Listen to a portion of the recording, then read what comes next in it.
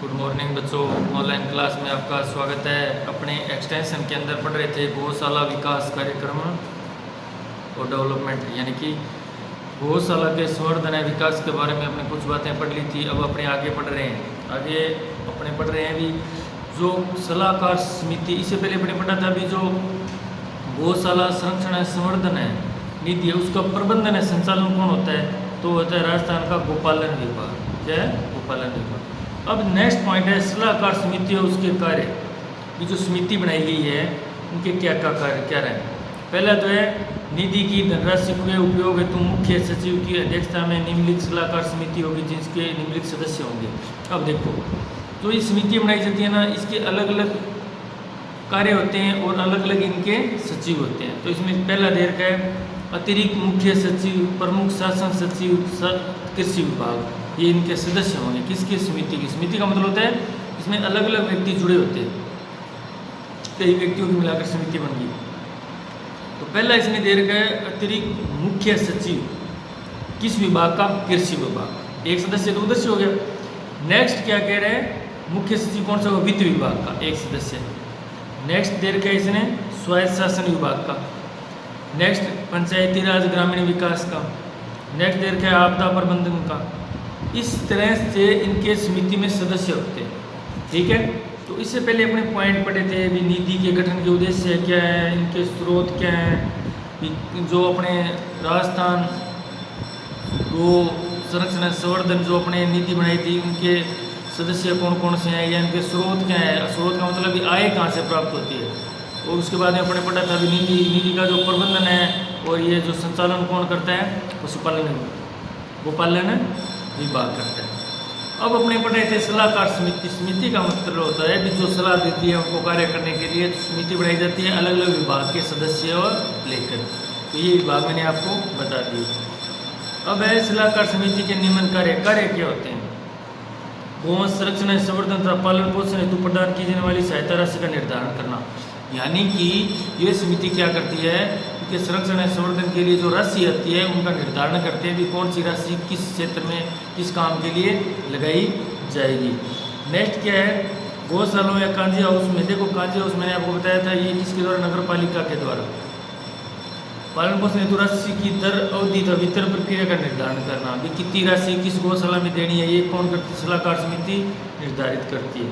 Next है निधि से स्वीकृत राशि के उपयोग की समीक्षा करना, प्रदत्त सहायता के पर्यवेक्षण, यानी कि जो अपने राशि दी है उसको देखना भी ये राशि इस क्षेत्र में लगी है नहीं लगी, फिर एक पर्यवेक्षक नियुक्त किया जाएगा वो उसकी जांच करेगा। नेक्स्ट है 5 करोड़ की राशि से अधिक लागत की कार्य योजना जिला गोपालन समिति की अनुशंसा पर स्वीकृत करना, यानी कि 5 करोड़ से अगर जो अधिक राशि है इससे ऊपर की तो उसको जो गोपालन समिति है वो स्वीकृत करेगी। तो ये तो थे सलाहकार समिति। समिति का मतलब मैंने आपको बता दिया कि अलग अलग विभाग के सदस्य होते हैं और उनके कार्य। अब अपने बात करते हैं तीसरा नेक्स्ट पॉइंट है समिति द्वारा प्रति 3 माह में कम से कम एक बैठक आवश्यक रूप से आयोजित की जाएगी, यानी कि ये जो सलाहकार समिति बनाई गई है ये कम से कम 3 महीने में एक बैठक जरूरी है, क्योंकि बैठक में विचार विमर्श करते हैं, समीक्षा करते हैं। तो अभी अपने पढ़ लिया जो टॉपिक अपना था राजस्थान गो संरक्षण संवर्धन नीति। ये अब अपना तो पॉइंट कहेंगे इसको, ये हो गया अपना कंप्लीट। इसको आप मैंने क्या कहा था रटने मत बैठ जाना, 2-3 बार पढ़ना, अपने आप दिमाग में बैठ जाएगा। अब नेक्स्ट है गौशाला विकास कार्यक्रम या योजना। गौशाला विकास कार्यक्रम या योजना। गोपालन विभाग राजस्थान सरकार। गोपालन विभाग राजस्थान सरकार। ये देखो गोपालन विभाग की जो स्थापना थी वो मार्च 2014 में। कब? 13 मार्च 2014 में। तो ये डेट आपको मैंने पिछली नेक्स्ट क्लास में बताई थी, याद रखनी है। गोपालन विभाग राजस्थान सरकार के परिपत्र क्रमांक दे दिया, ये याद करने की जरूरत नहीं है, लेकिन 7/3/2018 के अनुसार गौ संरक्षण संवर्धन नीति नियम 2016 से सर्जित नीति से राज्य की गौशालों में स्थायी आधारभूत परिसंपत्तियों के निर्माण हेतु गौशाला विकास योजना। अब ये जो मैंने इतनी बात बताई है इसमें कोई वो नहीं है अभी आपको रटनी है याद करने वाली, इसमें कोई बात नहीं। इसने कहा भी एक गौशाला विकास योजना के अंतर्गत राशि हेतु वित्तीय वर्ष बनाया था, और वित्तीय वर्ष कौन सा था? 18-19 में ये वित्तीय वर्ष बनाया भी गौशाला के विकास की योजना बनाई गई थी। अब अपने देखते हैं भी वो योजनाएं क्या थी। ये जो गौशाला विकास योजना है, ये जो अब अपने टॉपिक पढ़ रहे हैं इंपॉर्टेंट है। देखो सबसे पहले अपने पढ़ा था अभी राजस्थान के अंदर 2727 गौशालाएँ हैं, जिसमें से 1891 पंजीकृत है। तो जो पंजीकृत गौशालाएँ हैं उनके भी मापदंड है, ये मापदंड पूरे करोगे तभी उनको रजिस्टर्ड किया जाएगा। क्यों? क्योंकि उसके लिए फंड कहाँ से आता है? राजस्थान सरकार से, कुछ सेंट्रल गवर्नमेंट से भी आता है। सबसे पहले लाभान्वित होने वाली संस्थाओं की पात्रता का मतलब है वो क्या क्या शर्त है जो पूरा करेगी तो एलिजिबल होंगी। तो पहला क्या है? ऐसी गौशालाएँ जिनके पास स्वयं के स्वामित्व की भूमि अथवा सक्षम स्तर से स्वीकृत प्राप्त लीज की भूमि उपलब्ध हो। लीज का मतलब है कि अपने ठेके पे ले रखे 20 वर्ष। तो अगर या तो खुद की होनी चाहिए, या अगर खुद की नहीं है तो लीज पे किराए पे लेनी होनी चाहिए 20 साल कम से कम, ऐसे नहीं है साल 2 साल नहीं। पहला पॉइंट है ये जो गौशाला विकास योजना के अंतर्गत आएगी वो ये पात्रता है। अगर ये नहीं है तो वो इस विकास योजना के अंतर्गत नहीं आएगी। दूसरी है गौशालाओं में आधारभूत संरचना के निर्माण है तो कम से कम 100 गौवंश का विगत 2 वर्ष की अवधि से लगातार संधारण किया जा रहा हो। यानी कि दूसरी शर्त है कि 100 गायें उस गौशाला के अंदर प्रति वर्ष आनी चाहिए, तो ही वो अपने शर्त में होगी भी गौशाला विकास योजना के तहत। ये पात्रता के पॉइंट है। नेक्स्ट, ऐसी गौशाला जिनके विरुद्ध कोई वित्तीय अनियमितता गबन का प्रकरण विचाराधीन नहीं हो। यानी कि कोई ऐसी गौशाला नहीं होनी चाहिए जिसमें क्या है गबन का कोई मामला चल रहा हो। नेक्स्ट, जो गौशालाएँ आत्मनिर्भर व स्वावलंबी बनने हेतु स्वयं के साधन विकसित करने हेतु उत्सुक हो। ऐसी गौशालाएँ जो खुद आत्मनिर्भर है या स्वावलंबी यानी कि खुद के बजट से वो जो अपने जो विकास योजना कर रही है वो इसमें एलिजिबल होगी। अब अपने देखते नहीं है कई बार क्या है गाँव में सरकारी तो नहीं होती लेकिन कुछ घर या कुछ आदमी मिलकर या गांव वालों का पूरा सहयोग से जो अपने गौशालाएँ चलती है तो वो आत्मनिर्भर है। आत्मनिर्भर का मतलब वो पूरा जो वैन है अपने खुद के खर्चे पे ही चलाती है। तो इस तरह की गौशाला है वो इसमें एलिजिबल होगी। नेक्स्ट है कंप्यूटर पर ऑनलाइन सूचना आदान प्रदान करने हेतु जो गौशालाएँ तैयार हो। नेक्स्ट, कंप्यूटर पर ऑनलाइन डाटा अगर है तो वो एलिजिबल होगी। नेक्स्ट, गौशालों में योजनागत चाहिए गई आधारभूत परिस्थितियों का पूर्व में निर्माण नहीं किया होना चाहिए। पहले से ये नहीं है कि अब ये करना है ये करना है ये करना नहीं। जो राज्य सरकार या जो सलाहकार समिति है वो जो योजना करेगी वो माननी पड़ेगी। अपनी तरफ से नहीं होगा कि मुझे ये करवाना है ये करवाना नहीं होगा। वो तो समिति तय करेगी, वही काम किए जाएंगे। राजस्थान गौशाला अधिनियम 1960 या राजस्थान सोसाइटी रजिस्ट्रेशन अधिनियम 1958, ये आपको याद रखना है, पूछ सकता है। ये अधिनियम 1960 के अंतर्गत जो भी नियम है शर्तें हैं वो अधिनियम 1960 के अंतर्गत है। या राजस्थान सोसाइटी रजिस्ट्रेशन अधिनियम ये 1958। विशेष परिस्थितियों में जिला स्तरीय गोपालन समिति से अनुमोदित अनुशासित संस्थाएं, यानी कि या ऐसी गौशालाएँ जो जिला स्तर पर गोपालन समिति से रजिस्टर्ड होनी चाहिए। तो ये संस्था की पात्रता है जो किसके लिए एलिजिबल है? गौशाला विकास योजना के अंतर्गत आएगी। नेक्स्ट है अब संस्थाओं के चयन की प्रक्रिया। वो तो थी खुद की पात्रता, अभी अगर ये सिस्टम अपने पास है तो अपने पात्र हैं। अब है भी संस्थाओं के चयन की प्रक्रिया भी, जो अपने संस्था है वो किस तरह से इन गौशालाओं का चयन करती है। पहला पॉइंट, जिन संस्थाओं में पूर्व में किसी भी स्रोत से राज्य की अनुदान सहायता प्राप्त नहीं की गई है को प्राथमिकता दी जाएगी। ऐसी गौशाला को प्राथमिकता दी जाएगी जो पहले से कहीं से अनुदान नहीं ले रही गवर्नमेंट से। नेक्स्ट, ऐसी संस्थाएं जो आर्थिक स्तर पर सुदृढ़ नहीं है को चयन में प्राथमिकता दी जाएगी। हाँ, ऐसी गौशालाएँ जो आर्थिक दृष्टि से सही नहीं है, जिनको रियल में ज़रूरत है, उनको जोड़ा जाएगा पहले। कई ऐसी होती है सुदृढ़ है, गाँव वालों का अच्छा सहयोग होता है तो आत्मनिर्भर है, वो पूरा काम बढ़िया चल रहा है, अच्छी गायें हैं, उनकी पालन पोषण हो रहा है। लेकिन कई ऐसी है जिन्हें आर्थिक दृष्टि से पिछड़ी हुई है तो उनको प्राथमिकता दी जाएगी। ऐसी संस्थाएं जो गोवंश सह उत्पाद के निर्माण में विक्रय के माध्यम से स्वावलंबी बनने की वचनबद्ध प्रदर्शित करती है। हाँ, ऐसी गौशालाएं जो क्या कर रही है, जो गौशाला गायों को रख रही है और उनके दूध से आगे प्रोडक्ट बना रही है तो उनको भी प्राथमिकता दी जाएगी। आजकल वो सिस्टम नहीं रहा कि गौशाला है ठीक है और वो अपना दूध बेच रहे हैं या कुछ कर नहीं। अब टाइम बदल चुका है। कैसे? अब गौशालाएँ अच्छी गायें हैं, उनका पालन पोषण हो रहा है, सरकार से बजट मिल रहा है, तो जो दूध है उनके खुद के प्रोडक्ट बना कर आगे सेल किए जा रहे हैं ताकि ज़्यादा से ज़्यादा पैसे कमाए जा सकें और गौशाला का विकास हो। अब नेक्स्ट चौथी शर्त ये है भी संस्थाओं के चयन की प्रक्रिया भी किन को प्राथमिकता दी जाएगी।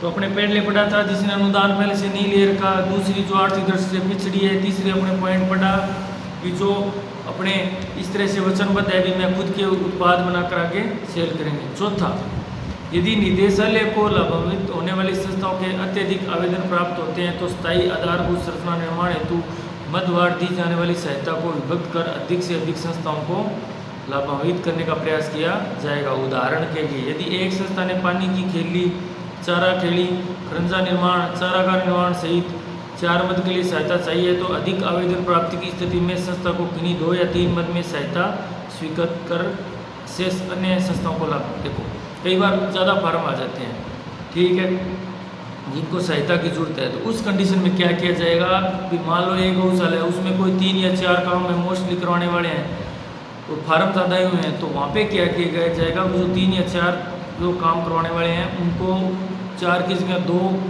काम करवाएंगे और 2 बच गए वो किसी अन्य गौशाला में, तो उससे क्या है ज़्यादा से ज़्यादा गौशाला है वो लाभान्वित होगी। ठीक है, तो ये तो अपने पढ़े संस्थाओं के चयन की प्रक्रिया। यो गौशाला विकास योजना के अंतर्गत सबसे पहले पढ़ी थी अपने पात्रता भी, क्या क्या पात्रता होनी चाहिए, उसके बाद में चयन की क्या प्रक्रिया है भी, जो गवर्नमेंट है वो किस तरह से चयन करेगी इनका, वो पॉइंट पढ़ लिए अपने। और आपको ये पढ़ना जरूर है। और एक और बताता हूँ मैं आपको बात पढ़ने की, वो मैं भूल गया बीच में पहले दिन से, कि जब आप पढ़ने बैठो, कोई भी सब्जेक्ट पढ़ने बैठो, बिल्कुल ध्यान अपना सब्जेक्ट में होगा, उस टॉपिक पर होगा ना, तो वो चीज़ भी आप कभी भूलोगे नहीं। लेकिन आज का टाइम बदल चुका है, कोई ईयरफोन लगा के किताब पढ़ता है, कोई गाने चला रखे हैं, तो वो उस कंडीशन में क्या है अपना जो पढ़ते हैं वो अपने बात समझ में नहीं आती। और अगर आप पूरा ध्यान लगा कर टॉपिक पढ़ते हो तो निश्चित है अगर आपने एक टॉपिक को आधा घंटा दिया तो पक्की है भी उसके से अंदर ज़्यादा नहीं तो 60% आपके दिमाग में ज़रूर बैठेगा। अब जो बच गया 40 वो अगली बार पढ़ोगे, थर्ड बार पढ़ोगे तब। अगर आपने बीच में कुछ चला रखा है, ईयरफोन लगा के पढ़ रहे हो, फिर आपसे 10 बार पढ़ लेना, वो दिमाग में समझ में नहीं आएगी। अब मैं जैसे मैं आपको पढ़ के बता रहा हूँ, तो इसमें इस तरह से आप दिमाग लगा के पढ़ोगे तो जो इंपॉर्टेंट बात है वो अपने आप दिमाग में आप रह जाएगी, तो दोबारा या तीसरी बार पढ़ोगे तो दिक्कत नहीं आएगी। तो ये आजकल क्या फैशन हो गया है, तो उस हिसाब से बच्चों को टीप लगता है, कह रहे समझ नहीं आ रहा, समझ नहीं आ रहा। अब इसमें क्या समझने वाली बात है, बुक आपके पास है, तरीका बता सकते हैं, कोई हार्ड टर्म है वो बता सकते हैं, पढ़ना तो आपको खुद को ही पड़ेगा। ठीक है, यहाँ हो तो थोड़ी खिंचाई करके बढ़ा देते हैं, आपको टेस्ट लिए जा सकते हैं, कोई चीज़ समझ में नहीं आई तो बच्चा पूछ सकता है, हम मानते हैं अपने। लेकिन ये आपका है भी तरीका ये होना चाहिए, जब पढ़ो ना तो ऐसा पढ़ो भी ध्यान पूरा बुक में होना चाहिए। नेक्स्ट, सहायता राशि की शर्तें। सबसे पहले पढ़ा पात्रता, उसके बाद में अपने पढ़ा भी जो चयन कैसे करेंगे। अब है भी सहायता राशि की शर्तें क्या होगी। गोपालन विभाग द्वारा गौ संरक्षण और संवर्धन निधि के अंतर्गत गौशाला को स्थायी आधारभूत संरचना निर्माण हेतु सहायता दी जाएगी। स्थायी आधारभूत संरचना निर्माण, ऐसे नहीं है अस्थायी, जो पेमेंट दी जाएगी उसको वो निर्माण करना ही पड़ेगा। नेक्स्ट, विभाग द्वारा 100% सहायता राशि दी जाएगी, सहायता राशि 100% दी जाएगी गौशाला को। सर्जित होने वाली परिसंपत्तियों का स्वामित्व राजस्थान सरकार में निहित होगा। इन परिसंपत्तियों का पहचान हस्तांतरण खुद किसी भी परिस्थिति में राज्य सरकार की पूरी, हाँ मान लो वो गौशाला पंजीकृत हो गई आपकी गौशाला विकास योजना के अंतर्गत, तो वो बगैर राजस्थान सरकार के खुर्द या पहचान उसका नहीं किया जा सकता। नेक्स्ट, गौ संरक्षण संवर्धन निधि नियम 2016 के नियम 7B के अंतर्गत निश्चित किए गए कार्यों पर निधि की राशि व्यय नहीं की जाएगी। जो काम निषेध है ये काम इसमें नहीं कराएगा, उसमें सहायता राशि को नहीं खपाया जाएगा या लगाया जाएगा। योजना अंतर्गत देय राशि केवल नवीन निर्माण कार्य हेतु स्वीकृत की जाएगी। जो आपको पेमेंट दी जाएगी, जिस गौशाला को पेमेंट दी जाएगी उसको नवीन कार्य के लिए यो पेमेंट दी जाएगी।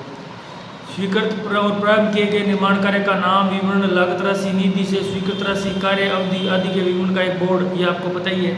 अब आप गौशाला में जाते हो, जो सरकारी गौशाला उसमें जाओ तो उसके बोर्ड लगा होगा भी इतनी राशि इसके द्वारा स्वीकृत है, ये निर्माण कार्य ये लगा होता है। कोई भी कार्य, चाहे गौशाला के अलावा भी आप देख लो, कोई भी गवर्नमेंट काम होता है उसमें ये सारी राशि लिखनी पड़ती है। नेक्स्ट, गौशाला में संधारित गौवंश की संख्या का स्थापन निर्धारित प्रपत्र फर्स्ट में संबंधित जिला कलेक्टर द्वारा तहसील, नायब तहसीलदार, अन्य अधिकारी तथा पशुपालन विभाग के पशु चिकित्सा अधिकारी के माध्यम से कराया जा सकता है। हाँ, वेरिफिकेशन जैसे मान लो आपके ज़िले में सरकारी गौशाला है तो गवर्नमेंट क्या करेगी भी, ये जो मैंने नाम बताए, तहसीलदार, नायब तहसीलदार हो गया, कलेक्टर हो गया, कोई विकास अधिकारी हो गया, या आपका जो कोई डॉक्टर हो गया, VOSU, किसी को भेज सकता है सत्यापन करवाने के लिए। ठीक है, तो ये सहायता राशि की शर्तें, ऐसे नहीं है पेमेंट दे दी और उसकी दे पता ही नहीं चले कहाँ लगाई है, नहीं पूरा ध्यान रखा जाता है।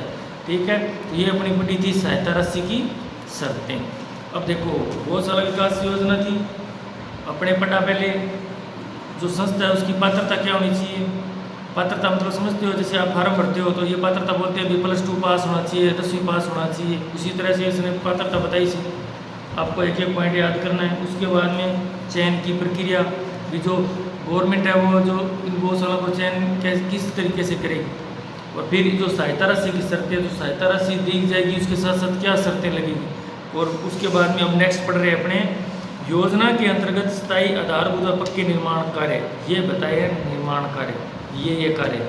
तो ये सरल है, शेड या गौ आवास का निर्माण करवाना, शेड का निर्माण करवाना, चारा भंडार यानी जहाँ जो चारा रखा जाएगा उसका निर्माण, पानी की खेड़ी का निर्माण करवाना जहाँ पे पानी एकत्रित किया जाएगा, चारा ठान निर्माण, पानी की टंकी टांग का निर्माण, बाड़े शेड के अंदर खड़ंजा खड़ी ईंटों का निर्माण, और गोपालक आवास गृह का निर्माण यानी कि जो वहाँ पे गायों की सेवा वगैरह करता है उसके आवास का निर्माण करना, ये इसके अंतर्गत कहाँ जो आते हैं।